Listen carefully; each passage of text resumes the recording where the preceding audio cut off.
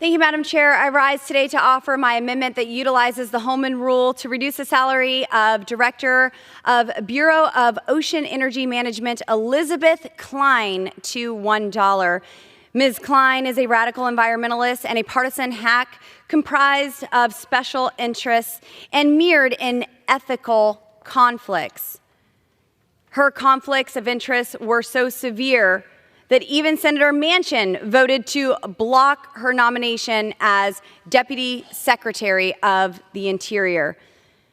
As Deputy Director of the New York University School of Law's State Energy and Environmental Impact Center, Klein placed and paid the salaries of legal fellows and state attorneys general's offices to advance Michael Bloomberg's radical environmental agenda.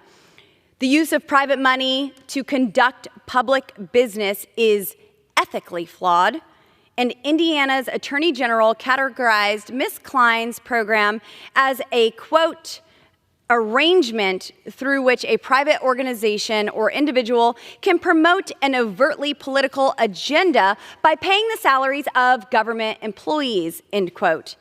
In just the first year of the program, SEEIC fellows participated in filing at least 130 regulatory, legal, and other challenges to President Trump's policies. Successful policies, I might add. Now, Ms. Klein is working for the federal government and on the other side of lawsuits that she helped file. Under President Biden's own ethics rules, she should be prohibited from participating in matters involving her former employer. During her testimony in the House Committee on Natural Resources, I questioned Ms. Klein about her failed nomination to become Deputy Secretary of the Interior.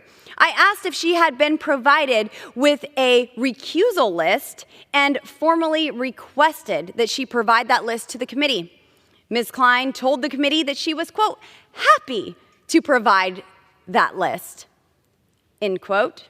Shamefully, it took a letter from the committee and this aggressive committee questioning for Klein to send the committee a very delayed recusal list that should have been in place almost immediately after her hiring. Ms. Klein spent several years funneling money from Michael Bloomberg to sue the Trump administration and pay for the Green New Deal scam. Lawyers she had placed in attorneys general's offices across the country. Given her myriad of federal lawsuits and conflicts, there should be little to nothing that Ms. Klein is allowed to work on at any sub-agency within the Department of Interior. Senior federal employees are required to be transparent in their ethical obligations and act impartially, placing their sole loyalty to the Constitution and the laws of the United States of America. Ms. Klein's history of infiltrating state governments with Michael Bloomberg's minions and supporting lawsuits against the federal government makes it impossible for her to meet the ethical obligations that her position of public trust requires. Ms. Klein continued employment as the Director of Bureau of Ocean Energy Management and has been ridiculed with controversial and extensive history of ethical conflicts. And this is a stain on the Department of Interior and the Bureau of Ocean Energy Management. Radical partisan extremists have no place in the federal government, especially those in charge of our energy security. I urge my colleagues to support my amendment to restore integrity to the Department of Interior and the Bureau of Ocean Energy Management. Madam Chair, with that, I reserve. The gentlewoman reserves. For what purpose does the gentlewoman from Maine seek recognition? I rise in opposition to this amendment. The gentlewoman's recognized for 5 minutes. Thank you, Madam Chair. This amendment, once again, is petty and punitive.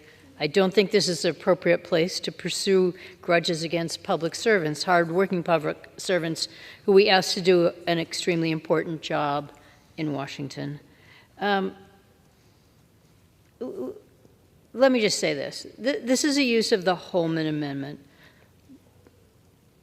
in a way to just talk about my colleague on the other side of the aisle's objection to the work that's going on related to climate change. This bill is going to be full of amendments from people who either don't believe in climate change, don't think we should invest in it, aren't willing to think about the future. This is our job, is to make sure that we are protecting the future of this planet, of this country, of our economy, of the people who live in the United States, the future for our children and grandchildren. We're going to hear a litany of opposition through amendments like these, from people who don't believe that we're having the hottest summer on record, who aren't paying attention to the extreme floods, to the storms that are impacting us, to the damage it's already done to the economy, to the billions of dollars we're already spending, who are going to use any means possible to block the work we're doing to fight climate change. I oppose this amendment. I'm going to continue to oppose these amendments that are really just another way to deny that climate change exists and that we have a responsibility to work on it. I reserve. The gentlewoman from Maine reserves. The gentlewoman from Colorado is recognized. And she has 30 seconds remaining. Thank you, Madam Chair. I want to say that I care deeply about our environment. I want clean air. I want clean water. I want to be able to be good stewards of the land that we have been gifted here in the United States of America. And I don't believe that pursuing these extremist Green New Deal scam policies is advancing that agenda that we have. I don't want to spend tax dollars on these initiatives and this purpose. I want to do the work of the people, and I believe that my amendment gets us one step closer to that by reducing the salary of Ms. Klein to $1. Madam Chair, I yield. The gentlewoman's time has expired. The gentlewoman from Maine is recognized. Once again, I will say that we're going to have a litany of amendments from people who don't believe in climate change, no matter what they say, no matter how many times people on the other side of the aisle say, oh, no, I really want clean air and clean water, but I don't want to do the hard work that has to be done. And to call these policies extremist Green New Deal policies is just a way to dismiss that we have a serious problem before us. We have serious work to do. It is our responsibility to protect the planet for future generations, to make sure that we can continue to live and exist on this planet. I reject this amendment, and I yield back. The gentlewoman from